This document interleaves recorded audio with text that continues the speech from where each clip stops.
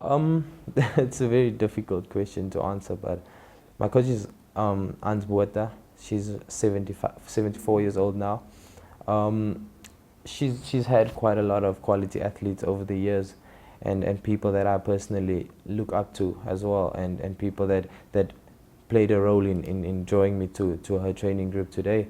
But I think for me personally, what makes her a bit different to other coaches is the fact that she sees us as children, not as athletes, or she sees us as people, and she's always willing to put in that extra effort for us wherever it's needed, and give us that extra bit of motivation and push, and I think the discipline as well that she applies to our training and to our lifestyles is something that played a huge role in keeping me going. Well, I think Usain Bolt's achievement speaks for itself. Michael Johnson as well. He's quite a quality athlete all round, but I favor Usain Bolt a bit more. Well, I don't know. I really can't answer that question. My personal beliefs is trying to do as much as I can while I can. So if I feel fit, I'm gonna try and reap as much out of that as possible. Well, I can't pinpoint a specific achievement because I tend to not get attached to it too easily because I try and bounce off onto the next as soon as possible. So right after World Championships, it was focused on the next Diamond League. After the next Diamond Leagues, it was focusing for the Olympics, and after Olympics, would probably be focusing for the next World Championship. So I tend not to get attached to it too much or dwell on it too much, but something that did happen that was very special to me was the fact that I brought a great big sense of unity and togetherness in my family, and that's something that I really cherish today. Well, that's where you learn. I think that's what's played a huge role in who I am today as well. It makes me stronger as a character, as a sports person, and so on. So I just try and learn from it, try and get the positive out of that, and try not to bump my head again once I get to it again. So I just try and learn from it, get a positive out of that, and move forward. I think listening to my body, um, to try and stay healthy and try and look after my body. Obviously, when it comes to having a bit of niggles and pains and so on, you need to listen to your body. And I think I've learned how to do that well, and even when it comes to training, how to pace myself and so on. I think it's something that I've learned quite well within the last few years. I would have loved to achieve what I have today way sooner, but I mean, the Lord has so much different plans for us, and I'm just grateful for where I am today.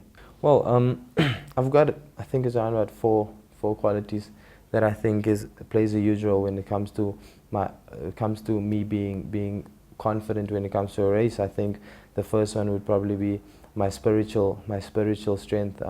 That's where I draw or spend time getting to know the Lord better and communicating with the Lord.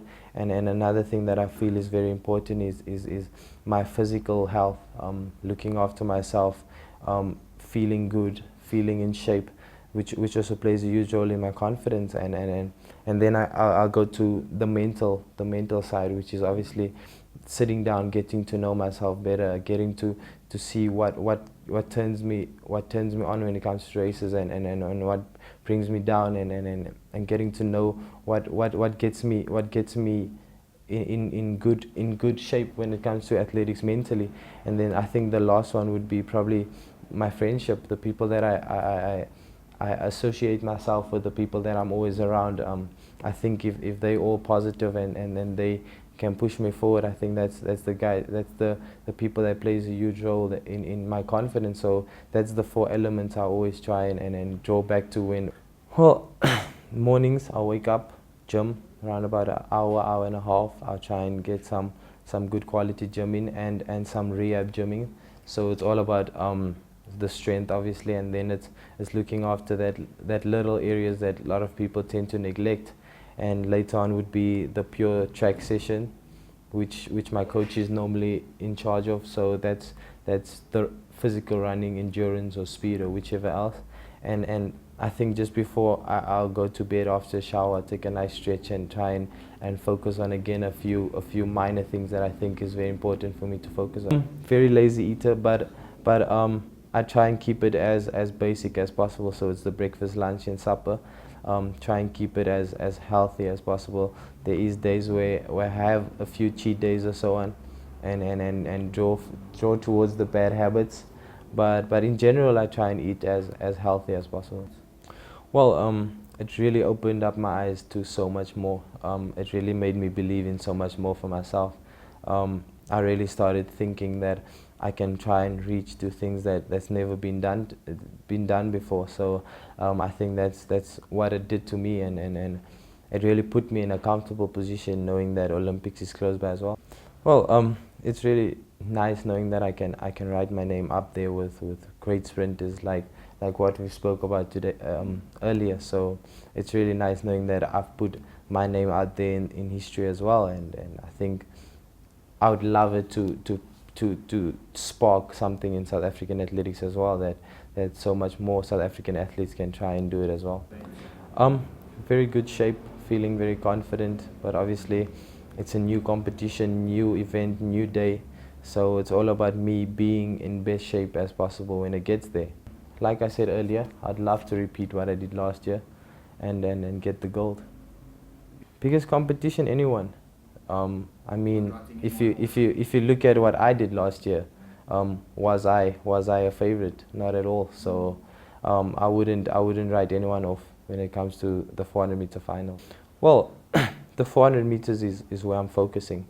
I've been on this planning cycle for the last 4 years now, so there's no way I'm going to jeopardize 4 years of training just for what I want to do at this moment, which or over race myself when it comes to competitions. I think I'm just simply going to focus myself on the 400 meters when it comes to Olympics and make sure I can seal that medal for myself, and obviously I'll have other opportunities to do the 100 and 200 meters as well.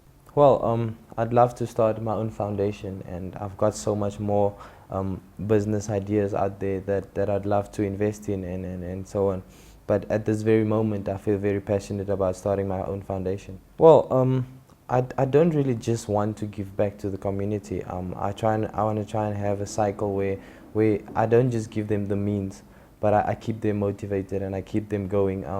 I don't want to just say years funds and years clothing or kit and go and live your life. I'd love to have a system and circle out there that would keep them mentally busy and keep them motivated continuously.